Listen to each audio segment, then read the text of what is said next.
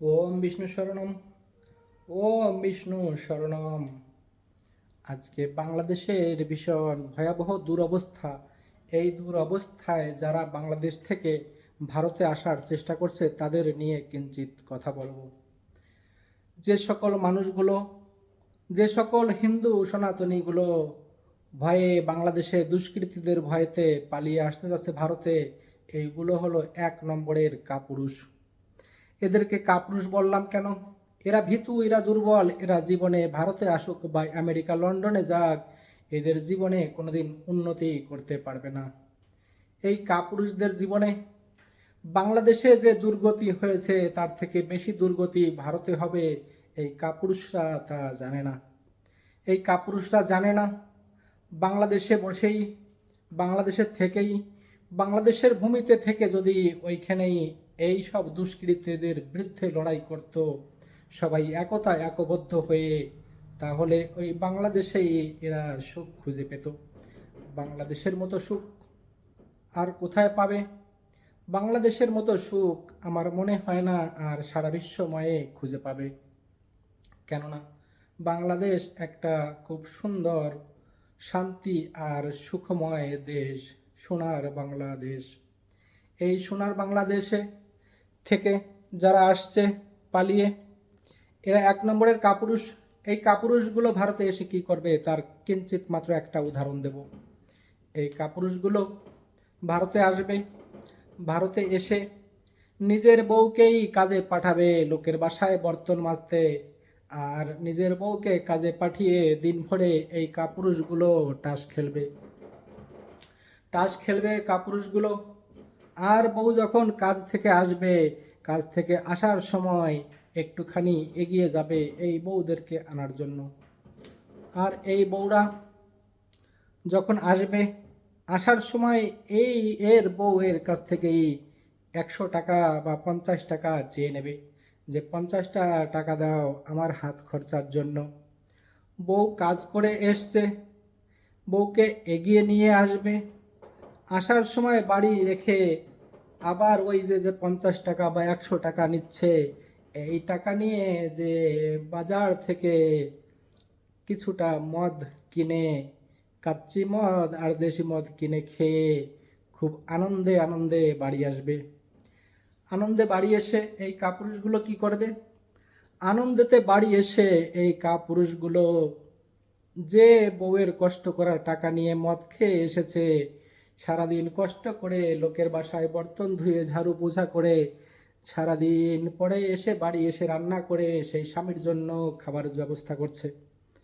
আর রাস্তায় আসার সময় যে 50 টাকা 100 টাকা দিয়েছিল, সেই টাকা দিয়ে মদ খেয়ে এসে আবার ওই বউকেই মারবে এই কাপুরুষগুলো। এই কাপুরুষ ভীতু, এই দুর্বল মানুষগুলো, এরা জীবনে যেখানেই যাক, এরা জীবনে কোনোদিনই শান্তি পাবে না, এরা সুখ কোথাওই খুঁজে পাবে না। আমার মতে এই দুর্বল, এই ভীতু কাপুরুষদের, এদের ভারতে ঢুকানোই আমার মনে হয় খুবই খারাপ একটা লক্ষণ। এই কাপুরুষগুলো যদি বাংলাদেশে থাকতো, বাংলাদেশে যেভাবে হিন্দুরা, সনাতনীরা ওই দুষ্কৃতীদের বিরুদ্ধে লড়াই করছে, এরাও যদি লড়াই করত, আমার মনে হয় এদের লড়াইয়ের ক্ষমতা, পাওয়ার আরও বেশি বেড়ে যেত। কিন্তু এই কাপুরুষগুলো তা না করে ভয়ে পালিয়ে আসছে, চিন্তা করছে ভারতে গেলে মামার বাড়ি, এখানে তো ভীষণ মধুর হাড়ি পেয়ে যাব, বসে বসে খেতে পারবো, আর মদ খাবো, তাস খেলবো, এই করে জীবন কেটে যাবে। কিন্তু এরা ভবিষ্যৎ জানে না। ওই দেশ থেকে যখন ভারতে আসবে, ভারতে আসলে দুর্গতি এমন হবে, ওই দেশে তো একটা দিন কাজ না করলেও ঘরের ধান, গোলা ভরা ধান, পুকুর ভরা মাছ, পুকুর পাড়ের শাকসবজি খেয়ে বাঁচতে পারতো। এই দেশে শুধু তুমি তো নয়, তোমার স্ত্রী, ছেলে, মেয়ে সবাই মিলে কাজ করলেও বাড়ি ভিটের জায়গাটুকু কিনতে পারবে না, খাওয়া তো দূরের কথা। একদিন যদি কাজ না করো, একদিন যদি কাজ না হয়, তাহলে তার পরের দিন লোকের কাছে ধার করে নিয়ে এসে টাকা বাড়ি চাউল কিনে নিয়ে আসতে হবে। এই কথা এই কাপুরুষগুলো জানে না। এই কাপুরুষগুলো এই কথা জানে না যে কি করে এই দেশের মানুষ বাঁচে। এই দেশের মানুষগুলো কত কষ্ট করে বাঁচে, এই কাপুরুষগুলো কিছুই জানে না। না জেনে বর্ডারের পাশে এসে ধর্ণা দিচ্ছে। কিন্তু এই কাপুরুষদেরকে আমি আবার অনুরোধ করব হাত জোর করে, কাপুরুষ, হে মূর্খ হিন্দুর দল, হে মূর্খ সনাতনী, ফিরে যাও বাংলাদেশে, দেশের মাটি 14 পুরুষের ভিটে বাড়িতে ফিরে যাও। ফিরে যে দাও কাশি খুন্তা কুরল, যা যা কিছু আছে তাই নিয়ে লড়তে শেখো, তাই নিয়ে লড়ো। একদিন লড়তে লড়তে স্বাধীনতা পাবে, আর ওই দেশেই তুমি এমন শান্তি পাবে যে শান্তি সারা পৃথিবীতে কোথাও খুঁজে পাবে না। ওই দেশের মতো আবহাওয়া, খাওয়া দাওয়া এ আর কোথাও নেই। শুধু শুধু হাওয়ায় উড়ে, হাওয়াতে উড়ে বাংলাদেশ থেকে ভারতে উড়ে আসা মামার বাড়ি আসার মতো ভাবছো। মামার বাড়ি এসেই দেখো না মামির আদর কত ভালো লাগে।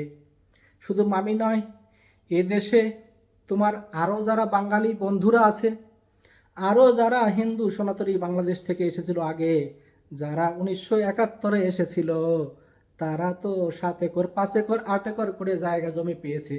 তারা সে জায়গা জমি বিক্রি করে অনেকেই মদার শুয়োরের মাংস খেয়ে বিক্রি করে ফেলেছে, কিন্তু তাদের মনের অহংকার এখনো যায়নি। তারা নিজেদেরকে ডাউট পরিবার মনে করে, আর তোমাকে জীবন ভরে উইদাউট উইদাউট বলে গালাগালি করবে। আর তোমার ছেলে মেয়েকে ওরা নিজেরা রিফিউজি, আবার তোমার ছেলে মেয়েকেও ওই ওই যে বন্ধুগুলো তোমার যারা 1971 এসেছিল, তারা উইদাউট আবার রিফিউজি বলবে। আবার যদি সুযোগ পায় তাহলে তো পুলিশে ধরিয়ে দেওয়ার চেষ্টা করবে। এই হচ্ছে বাঙালিদের নীতি। এই জন্য আমি হাত জোর করে মানা করব, আর অত্যন্ত শক্তির সাথে লড়ার চেষ্টা করবেন, এই অনুরোধ করব। দাও কাছে খুন্তাগুলো যা কিছু আছে, পরিবারের ছোট্ট শিশুকেও নিয়ে যান, নিয়ে ওই দুষ্কৃতীদের বিরুদ্ধে লড়াই করুন। বাংলাদেশের সকল মুসলমান এক নয়, কিছু মুসলমান আছে যারা প্রকৃত মুসলমান, 5 ওয়াক্ত নামাজ পড়ে, তারা কখনোই এই অন্যায় করতে পারে না। সেই মুসলমানগুলি কোনো হিন্দুদের লোকসান করতে পারে না। যারা আল্লাহকে ভয় পায়, তারা এই পৃথিবীর মানুষের কোনো ক্ষতি করতে পারে না, এটা আমি বিশ্বাস করি।